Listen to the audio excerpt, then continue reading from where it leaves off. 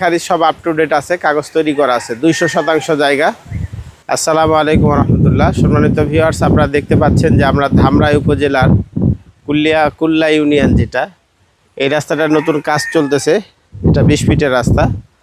তো মেন রাস্তাতে যে আছে, মেন রাস্তা থেকে একটু ভিতরে এই জায়গাটা, এটা বিশাল একটা প্রজেক্ট, প্রায় 200%।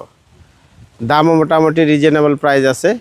এটার মুখটা দেখান, ওই যে আমাদের ভাইরা দাঁড়ায় আছে, ওখান থেকে নিয়ে এই পাশ থেকে নিয়ে এই যে তাল গাছটা আছে, এই তাল গাছ পর্যন্ত। হ্যাঁ, তো এখন এই জায়গাটা আসলে এইদিকে বেশিরভাগই হলো 3 পর্সার কাগজ।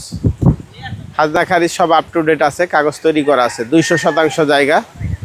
যারা আপনারা এখানে এগ্রো ফার্ম করতে চান অথবা যে কোনো ফ্যাক্টরি মিল কারখানা যদি করতে চান, সেটাও সম্ভব। সামনের স্পেসটাও অনেক বড়, প্রায় 80-90 ফিট, 100 ফিটের কাছাকাছি সামনের স্পেস, রাস্তা সংলগ্ন। তো জায়গাটা অনেক বড়। এখন এত বড় জায়গা তো এই ছোট ক্যামেরায় দেখানো সম্ভব না। এদিকে এই কারেন্টের পুল থেকে নিয়ে একবারে ওই মাথায় যে পাটকাঠি আছে, ওখান থেকে নিয়ে এই বাঁশঝাড় সহ এই পাশে এতটুক সহ পরিবেশটা অনেক সুন্দর। আপনারা যারা নিতে ইচ্ছুক অবশ্যই আমাদের স্ক্রিনে দেওয়া হোয়াটসঅ্যাপ নাম্বারে যোগাযোগ করবেন।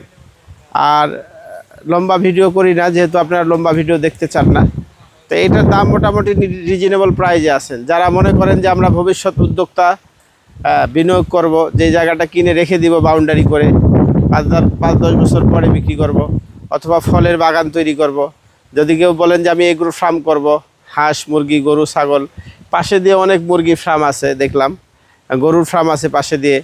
তো এটা আপনারা যা করবেন মোটামুটি তাই হবে এখানে।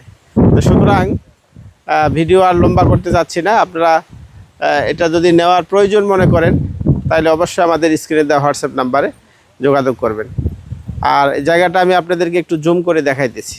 এই যে জায়গাটা হলো সীমানাটা, এই তাল গাছ থেকে নিয়ে এই যে একটা ঘর দেখা যাচ্ছে, এখান থেকে কারেন্টের পিলার হয়ে ওই মাথায় একটু পাটখাটি দেখা যাচ্ছে, ওখান থেকে এটা সহ এই পর্যন্ত হলো সামনের স্পেস। এই সামনের স্পেস এখান থেকে নিয়ে এই তাল গাছ পর্যন্ত প্রায় 200 স্কোয়ার ফিটের কাছাকাছি। তো ঠিক আছে, ইনশাল্লাহ। আসসালামু আলাইকুম রহমতুল্লাহ।